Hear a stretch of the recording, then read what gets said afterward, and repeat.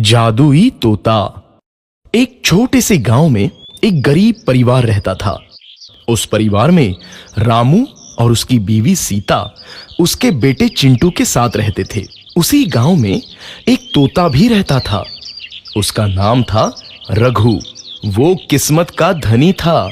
जहां भी जाता वहां किसी भी चीज की कमी नहीं पड़ती थी। एक दिन रघु उड़ते उड़ते उस गरीब परिवार के घर गया। रघु सोचता है, अरे वाह, लगता है यहाँ आज बहुत अच्छा खाना मिलेगा। मैं पेट भर के खाऊंगा। वो एक कटोरी में रखे अमरूद देखता है।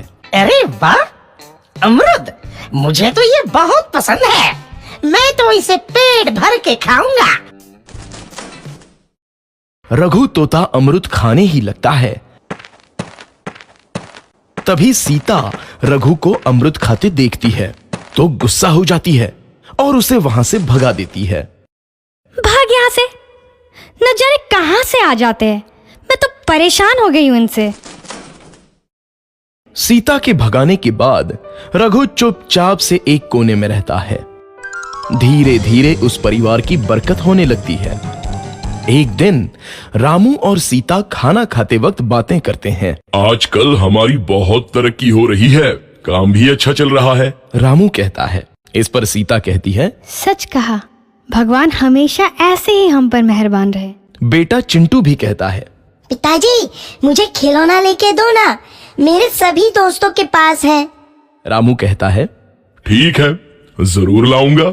सीता कहती है, कितने खुश है सब, मेरे परिवार को किसी की नजर ना लगे। एक तरफ ऐसी बातें होती हैं तो दूसरी तरफ रसोई में रघु तोता भी अमरूद खाते रहता है।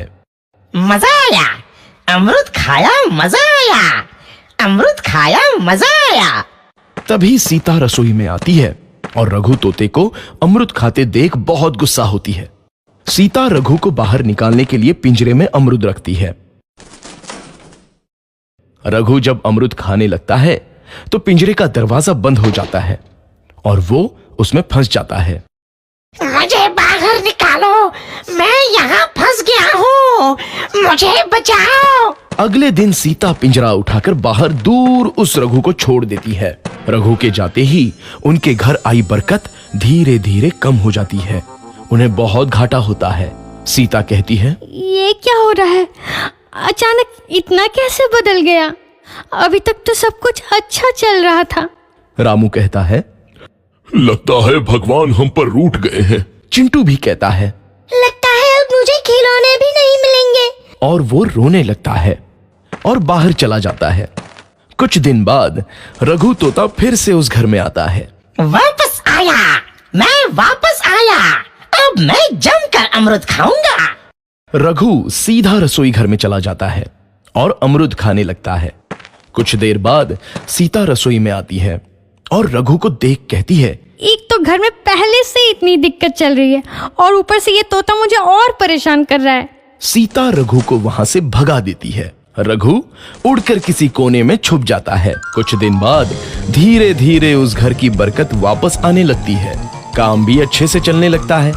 एक रात जब रघु तोता अमरूद खाने जाता है तो पिंजरे में फंस जाता है। ये लोग आखिर चाहते क्या हैं?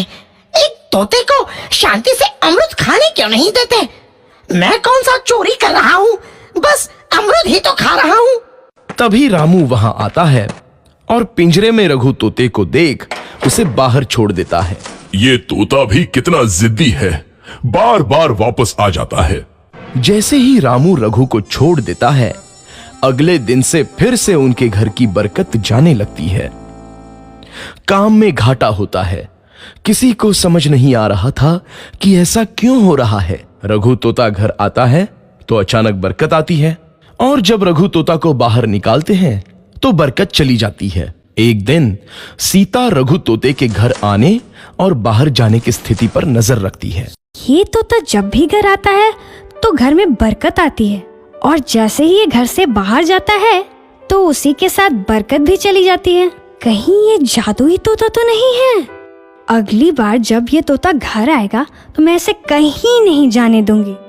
सीता रघु का बहुत इंतजार करती है, लेकिन रघु तोता दोबारा उस घर में कभी नहीं आता।